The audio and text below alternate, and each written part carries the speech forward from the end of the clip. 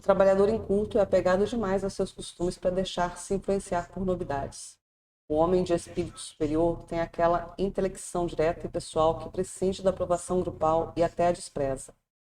Essa, no meio, a multidão dos escravos da moda, estudantes, jornalistas, pequenos literatos, fabricantes de discursos partidários, o famoso proletariado intelectual, como chamava Otto Maria Carpeio. A maior loucura do mundo moderno foi ter feito dessa categoria de pessoas, sob o nome de inteligência, a guiadora e mestre de seu destino. Essa gente supremamente verbosa, oca e imbuída do mais elevado conceito de si mesmo, retribuiu a gentileza criando o fascismo, o nazismo e o socialismo, e matando, em um século, mais gente do que a soma de todas as tiranias antigas, com terremotos e epidemias de acréscimo. Todas as civilizações confiaram-se a um guiamento luminoso de uns poucos sábios e ao conservadorismo obstinado dos homens do povo. Só a nossa confiou-se a um exército de tagarelas imbuídos do dever sacrossanto de destruir o que não compreendem, e depois se queixa de que está sendo destruída. São Paulo apóstolo disse que o demônio nos cercaria pela direita e pela esquerda, pela frente e por trás. Significativamente não disse por cima e nem por baixo. O que nos eleva até Deus ou firma nossos pés no solo está livre do influxo demoníaco. Restam, entre o céu e a terra, as 4 direções horizontais. O mundo intermediário, o meso del caminho, onde os demônios arrastam no seu giro louco as ambições da inteligência vã que se imagina criadora. A democratização do ensino, abolindo as barreiras econômicas, deveria ter instituído barreiras intelectuais em compensação, para impedir que a descida do padrão social trouxesse de contrabando uma queda do nível de consciência.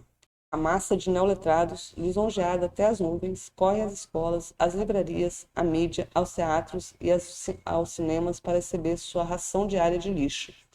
E ela imagina superior à educação de um nobre do Renascimento ou de um clérigo do século XIII.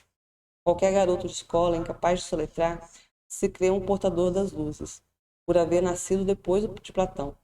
Qualquer cronista de província fala com desprezo das trevas do passado. Entre o homem que sabe e o que não sabe, dizia Montaigne, há mais diferença do que entre um homem e um ganso. Quem quer que tenha algum conhecimento do que foi educação nos séculos antigos, não pode deixar de sentir-se deprimido até as lágrimas ao contemplar hoje a multidão dos gansos que falam, e como falam. Pois o mais incrível é a facilidade, a desenvoltura com que qualquer um, consciente de não possuir em pessoa determinados conhecimentos, se atribui os méritos deles por algum tipo de participação mística no espírito da época, baseado na simples crença de que existe em algum lugar, em alguma biblioteca, em algum banco de dados. Sim, de certo existem. Mas a informação de que existem deveria dar a qualquer cidadão a medida de sua ignorância. Em vez disso, infunde-lhe um sentimento insano da própria sabedoria. Se não fosse essa falsa certeza, alicerçada no argumento ad ignorante, que proclama inexistente o que o ignorante desconheça, não existiria nenhum direito alternativo, nenhuma teologia da libertação, nenhum desses monumentos de ignorância imbecil voltados contra tesouros espirituais, por estar acima da compreensão do intelectualzinho médio, podem ser facilmente negados, desprezados ou usados como bodes expiatórios dos crimes do próprio intelectualzinho médio, pois este hoje tornou-se inacessível e coriáceo. Cada aula que recebe, cada livro que lê, cada programa de televisão que o desgraçado assiste, o reforça mais ainda na sua certeza loucura ao exaltar a superioridade do nosso tempo, sem lembrar-se que essa superioridade é apenas de registro, materiais acumulados, não transmissível por osmose, a quem não os decifre pessoalmente. Claro, esse lembrete seria demasiado constrangedor. A consciência dos valores civilizacionais milenares tornou-se o mais inestimável dos bens. Inestimável e quase inacessível. Seu preço é alto demais. A humilhação dos filhos do século. Os ricos pagam fortunas para não passar por isso, os pobres para evitá-lo.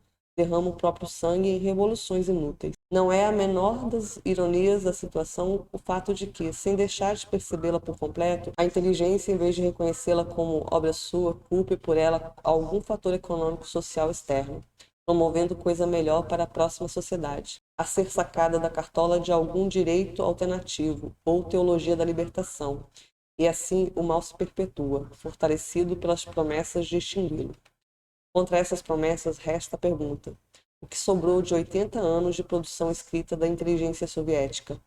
Nunca houve tantos sábios como naquela República Celeste, onde os verdureiros tinham diplomas de PhD, e na qual profetizava Trotsky, cada mecânico de automóvel seria um novo Leonardo da Vinci.